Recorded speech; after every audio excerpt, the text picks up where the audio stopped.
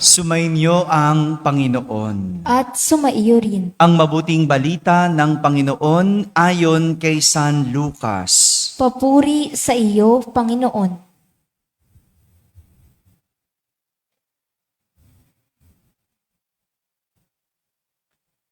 Noong panahong iyon, umalis si Jesus sa Jordan, puspos ng Espiritu Santo.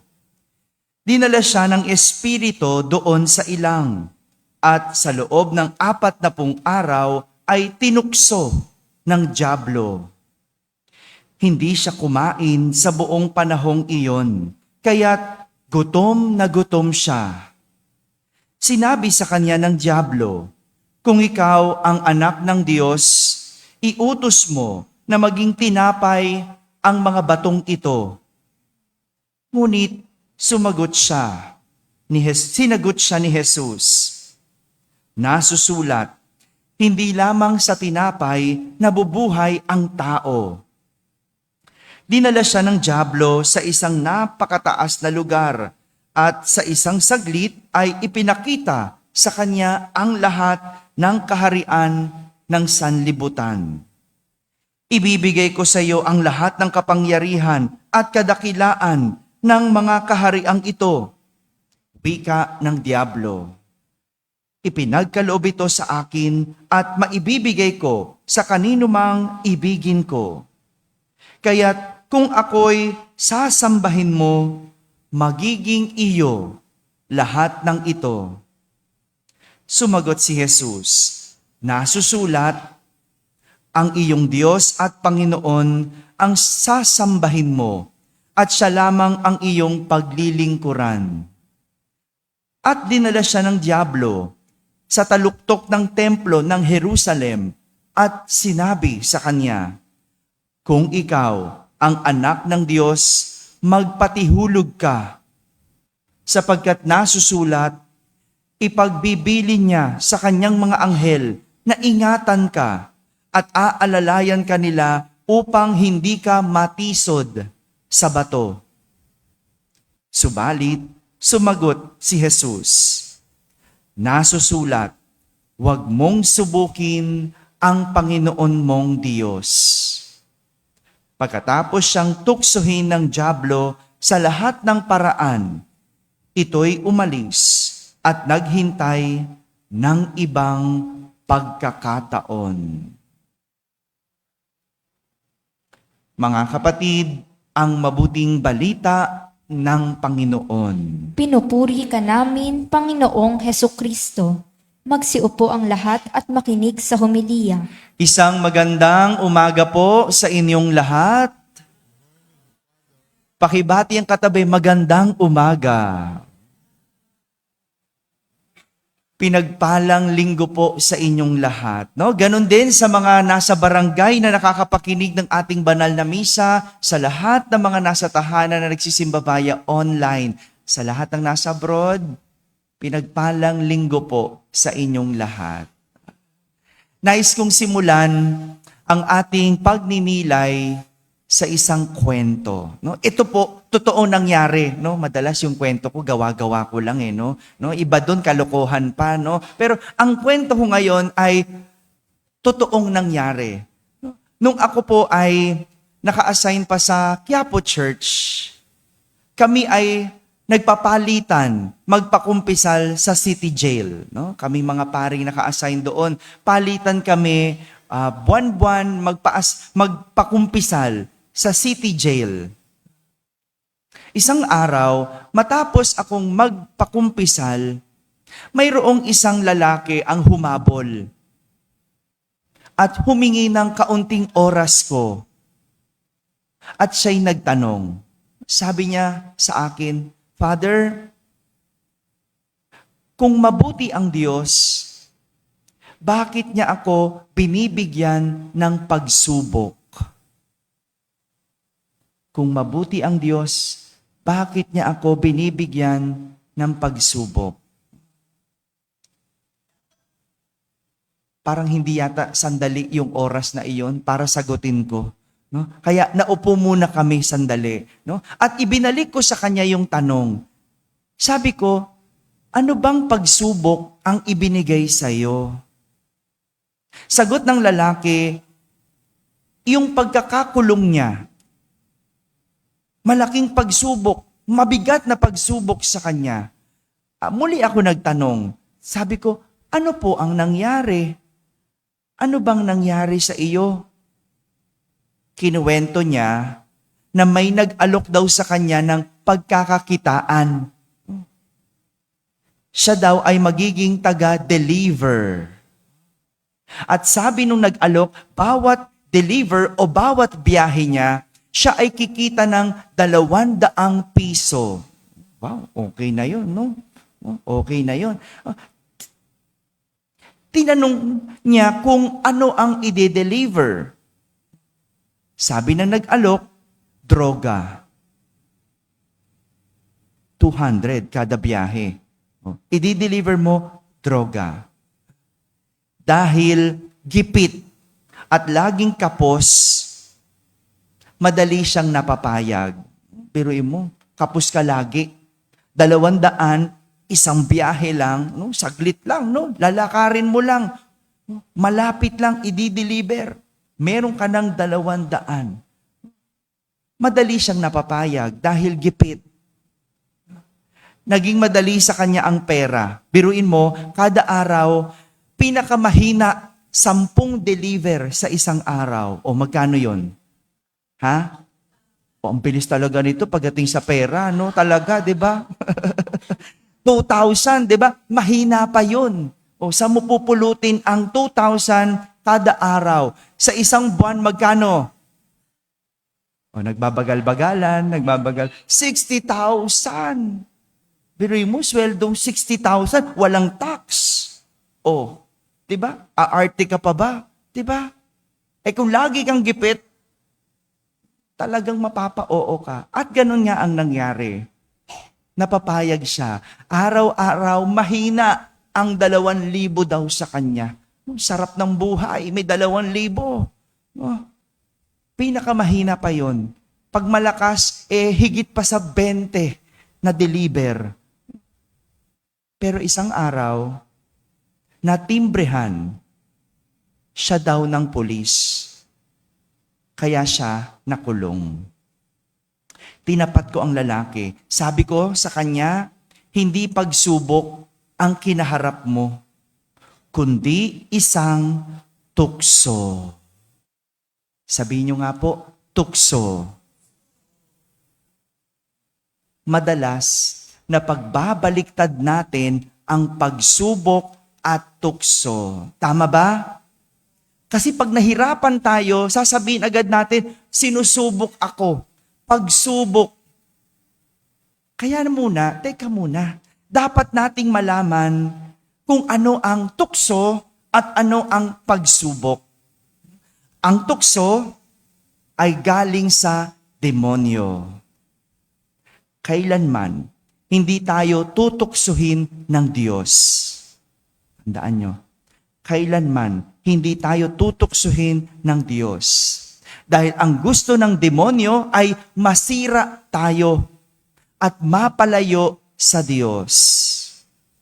Samantala, ang pagsubok ay naglalapit sa atin sa Diyos. Ulitin ko, ang pagsubok naglalapit sa atin sa Diyos.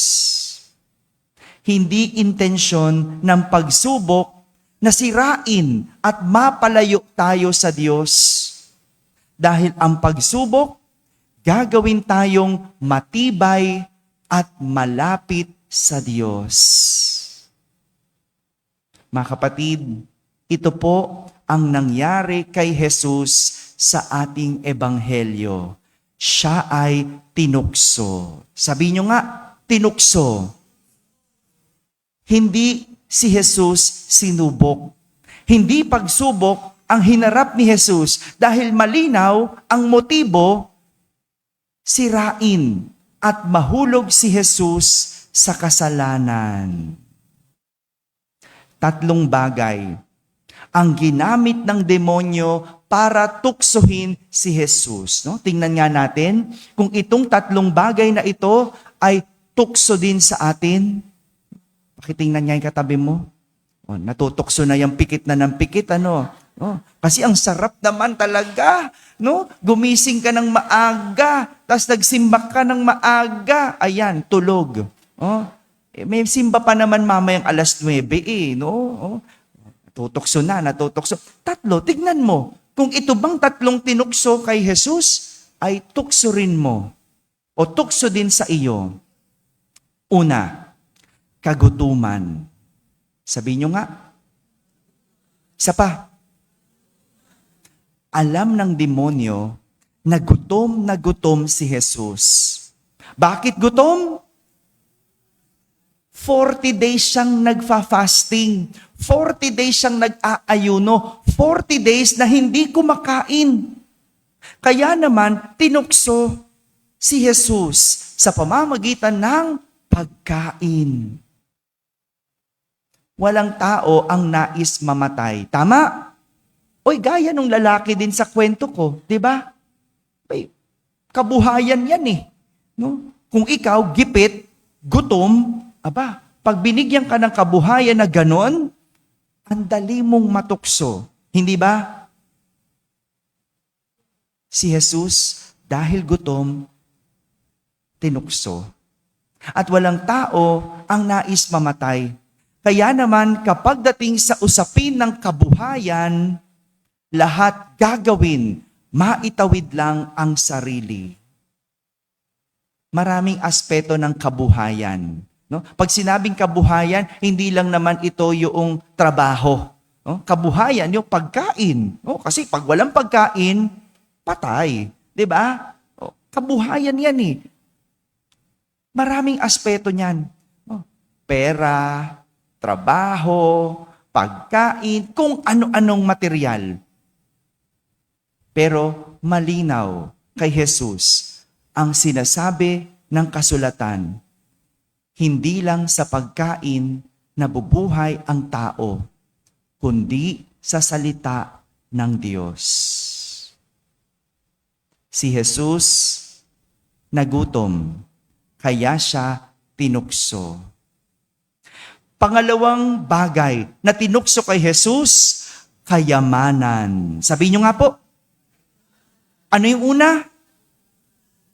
Ulit, ano yung una? Ano yung pangalawa? Yan, para talaga matandaan po ninyo, no? Kayamanan. Dahil kilala ng demonyo si Jesus at alam niya na siya ay ordinaryong tao lamang. 'Di ba? Hari ba si Jesus? Hindi siya hari. No? Well, ibang hari pagkahari niya. Pero hindi siya hari. Anak siya ng karpintero. 'Di ba? Sinong tatay niya? Ano si Jose? Karpintero. Ordinaryo. Kaya naman, inakala ng demonyo na ito ang kahinaan ni Jesus. Kaya tinukso si Jesus gamit ang kayamanan. Sadya naman na marami ang nahuhulog pagdating sa kayamanan. Dahil tingin natin ito ang sagot sa kahirapan. Ngunit ang hindi natin nauunawaan kapag ito ay galing sa kasamaan, ito ay nagiging ating kasiraan. Ulitin ko po, ang kayamanan na galing sa kasamaan, sa huli, nagiging kasiraan. Si Jesus, ordinaryong tao, kaya siya tinukso gamit ang kayamanan. Pangatlong bagay na tinukso kay Jesus, kapangyarihan. Sabihin nyo nga po. Ano yung pangalawa? Ano yung una? Ano yung pangatlo? Yan, galing, di ba? Kahit lituhin ko na kayo, alam na ninyo, di ba? Sabi si Father, talagang galing manggising eh, no? Hindi maikakaila ng marami na naghahangad ang tao sa kapangyarihan. Lalo na ngayon, malapit na ang eleksyon. Kaya naman ang tao, tignan mo, hindi makabitaw sa pwesto. Bakit? Hindi na yan sa pera. Ang yayaman na mga yan. Ha? Ang yayaman na ng mga yan, pero hindi makabitaw sa pwesto. Bakit? Dahil sa kapangyarihan. Dahil kapag ang isang tao ay may kapangyarihan, lahat nakukuha at nagagawa niya. Tama? Kaya nga, pati magpatihulog, ginamit ng demonyo para patunayan ang sinasabi ng kasulatan na siya ay iingatan at aalagaan ng mga anghel. Tignan mo, no? Ang galing ng demonyo. Kasi si Jesus, tuwing tutuksohin, laging ginagamit niya salita ng Diyos. Kaya naman, sa huling pagkakataon, si Jesus tinukso at ginamit ng demonyo ang salita ng Diyos. Diba? Ang galing talaga ng demonyo. No? Ang galing talaga. Pero malinaw kay Jesus ang sinasabi ng kasulatan, huwag mong subukin ang Panginoon mong Diyos. Lahat ito, kahinaan ng tao. Ang tanong, kahinaan mo rin ba ito? Hello? Kahinaan mo ba ang kagutuman? Kahinaan mo ba ang kayamanan? Kahinaan mo ba ang kapangyarihan? Kahinaan ito ng tao. Lahat ito pwedeng ikahulog ng tao. Ngunit ipinapakita ni Jesus na kung gagamitin ang Diyos bilang lakas, kayang mapagtagumpayan anumang tukso ang dumaan. Kung gagamitin ang Diyos sa lahat, anumang tukso, kayang pagdaanan, kayang malampasan. Pero kung kahinaan ang paiiralin, sigurado ang tukso ay mananalo. Tukso at pagsubok, ano ang pinagdadaanan mo? Madalas, no, Father, no, ang hirap-hirap namin, no, lagi akong gipit. No? Grabe naman ang Diyos magsubok. Grabe naman ang pagsubok ng Diyos. Sabay, teka muna. Tingnan muna natin, pagsubok ba yan o tukso? Dumaan ang 3-3. Alam niyo yung 3-3? Ha? Oh, yan, no? Shopping, di ba? Alam niyo niya yan, eh, di ba? 1-1, 2-2, 3-3, 4-4. O, ano susunod? O, 5-5. Ano sunod? O, di ba? Alam na alam natin yan. O, kakadaan lang ng 3-3.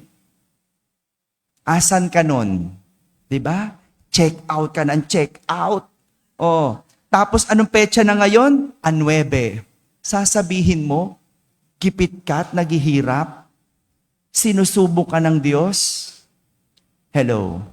Pagsubok ba yan o tukso? Ayun, natukso noong 3-3. Hindi ka sinusubok, ikaw ay tinukso. Malinaw? Father, may sakit ako. Ha? Diabetic ako. Ha? Diabetic. Oh, pero nung handaan natin nung Pat Tuesday, kailan lang yon, no? Nung Martes lang yon, no? Kain ka ng kain. Ang sarap, libre eh. Ikaw ba ay sinusubok ngayon o tinutukso? Yon. Natukso ka eh. Nahulog ka. O ba't naghihirap ngayon? Kasi nung kabataan, pinag-aaral, ayaw mag-aral. Bakit? Masarap magbulakbol. Itong mga kaklase ko kasi, no? Imbita na mag-cutting classes. Diba? Ang sarap wag pumasok eh. Ngayon, hindi nagtapos.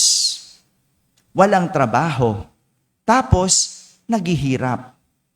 Ikaw ba ay sinusubok o ikaw ay natukso? Magandang tignan eh. Yung pinagdadaanan mo ba, pagsubok o tukso? Bago ka dumaing, tingnan mo muna, kaninong kagagawan iyan? Mga kapatid, ang motibo ng tukso ay sirain at ilayo tayo sa Diyos. Samantala, ang pagsubok, tayo ay patatatagin at ilalapit sa Diyos. Amen? Amen. Para po sa mas maayos na pagpapasinaya ng pilgrimage, bibigyan ko na po ng cut-off. Ang last day po at deadline po ng pagpapalista o pagpaparegister ay sa Biyernes, March 14. After March 14, Friday, closed na po. No? Para po mas maayos namin ang listahan, maayos namin ang mga sasama, mga participants, at mailagay namin sa mga respective buses. No? Muli po, ang deadline po ay sa March 14. Kaya yung mga nagbigay ng down payment po, buuin nyo na po yung inyong pambayad hanggang March 14. May sweldo na noon, di ba? O yan, no? So, March 14 po, Friday po ang ating deadline. Muli po, para po ito sa mas maayos natin na pilgrimage. Maraming salamat po. Magsitayo na po tayong lahat. Muli, ang tukso, sisirain tayo at ilalayo sa Diyos. Ang pagsubok, patatatagin at ilalapit tayo sa Diyos. Father, lahat na sinabi mo kanina, puro tukso. Paano ba? Kailan ba ang pagsubok? Naalala nyo nung pandemic? Nawala ng trabaho? Nahirapan ng lahat? Tukso ba yon o pagsubok? Kung hindi mo gawa iyon, yan ay pagsubok. Tingnan mo, buhay ka pa rin naman, di ba? Kahit nagutom noong pandemic, kahit kaunti, pero kumapit tayo sa Diyos. Sinubok tayo at napatatag tayo. At ang pinakamahalaga, na ilapit tayo sa Diyos. At yan ang pagsubok. Ang tukso para labanan, gamitin ang salita ng Diyos.